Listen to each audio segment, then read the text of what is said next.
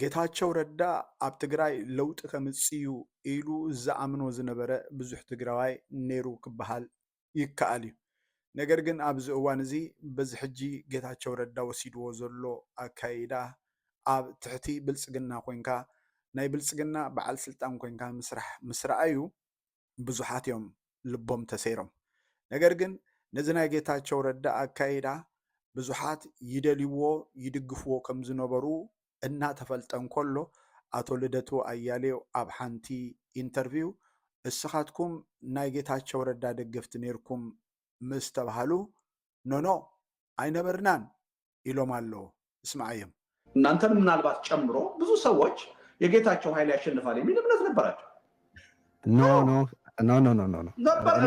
አልነበረኝም። እኔም በግል ከሆነ ብዙ ኃይሎች ነበራቸው እምበር ከም ሰማዕኩም እዩ ነዚ ክሕደት እዚ ኣምፂኦም ኣሎ ንጌታቸው ረዳ ከም ሓደ ናይ ለውጢ ኣካል ገይሮም ይዛረቡ ከም ዘይነበሩ ንሕና ንዑ ደገፍቲ ኣይኮናን ይብሉ ጀሚሮም ኣሎ።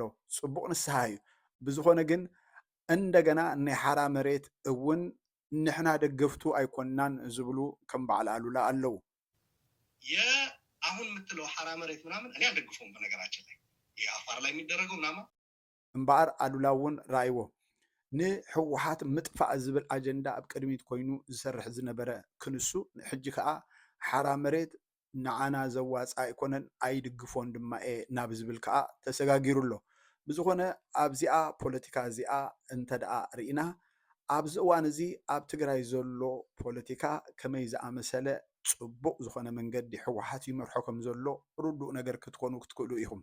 ንጌታቸው ረዳ ዝኣመኑ ሰባት ኩሉ ግዜ ኣብዚ ሰዓት እዚ ብጣዕሚ ከም ዝጣዓሱ እርግፀኛ እየ። ነገር ግን ጌታቸው ረዳ ኣብ ዝሓለፈ ግዜ ኣብ ፋና ቴሌቭዥን ወፂኡ ዝተዛረቦ ዘረባ ነይሩ። እዚ ዘረባ እዚ ድማ ኣብ ሓንቲ ገጠር ኣብ ሓንቲ ቤት ትምህርቲ ኣብ ብላክቦርድ ኤርትራውያን ወይ ከዓ ሰራዊት ኤርትራ 40 ዓመት ንድሕሪት ክንመልሰኩም ኢና ኢሎም ጽሒፎም ኢሉ ኢትዮጵያውያን የኣይ ንትግራይ ሓልዮምሲ ንሕና ኢትዮጵያውያን ከለና ዝተጋሩስ ብኤርትራውያን ከምዚ ክበሃሉ ዝብል ስሜት ክቅስቅስሲ ከምዚ ኢሉ ተዛሪቡ ነይሩ።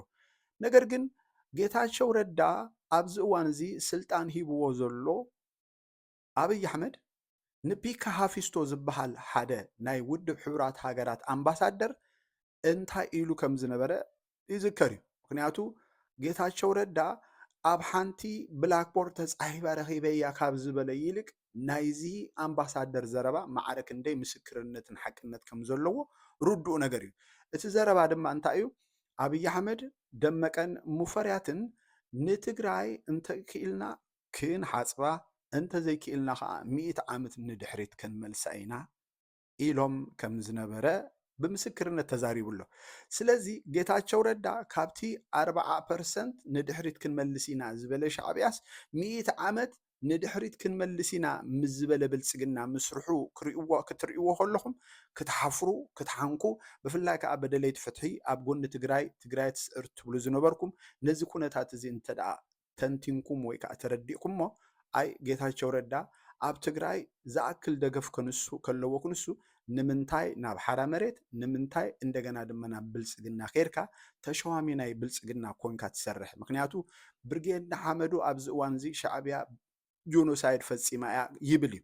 ነገር ግን ብርጌድ ሓመዱ ከምቲ ንሱ ከምኡ ዝብሎ ኣብ ትግራይ ጆኖሳይድ ዝፈፀመ ከዓ ብልፅግና ኣብይ ኣሕመድ ዝበሃል ስርዓት ከም ዘሎ ግን ሕጂ ገዲፎም ኣሎ። ምክንያቱም ንዓና ከም ኤርትራውያን ምንም ኣይገበረናን ክብሉ ጀሚሮም ኣሎ።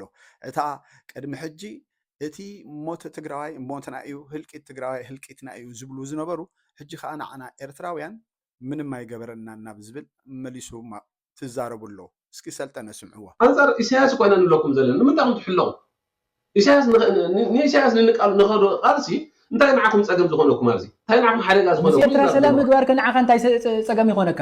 አንጻር ሰላም ትገብር ኣለኻ ንስኻ መጀመርያ ፍትሒ ረጋግፅ ቀታሊ ደኻ ይብለካ ኣለኹ ርዳእካ እስኻ እውን ኩሎም ቀተልቲ እዮም። እስኻ እውን ቀተልቲ እዮም ኩሎም። ምስ ተቐታሊ እኳ ክትሰሊፍካ ኒኻ እስኻ እውን አንጻር ኣነ ኮይለካ ሕዚ እውን ክቀትለና ዝደሊ ዘሎ ኣካል ማለት እዩ።